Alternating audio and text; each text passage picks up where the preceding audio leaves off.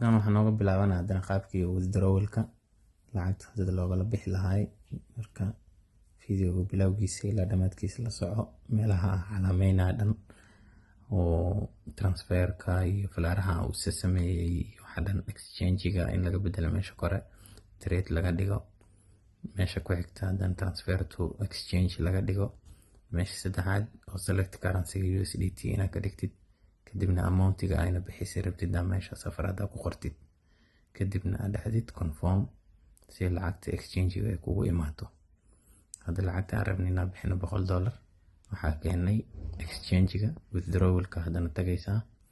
withdrawalka markaad tagtid already wallet address-ka uu ku jiraa, amountiga all taabanaysaa, all 5 oo fee-ga ka goysanaya bas, kadibna meeshaas passwordka withdrawal passwordka gelinay.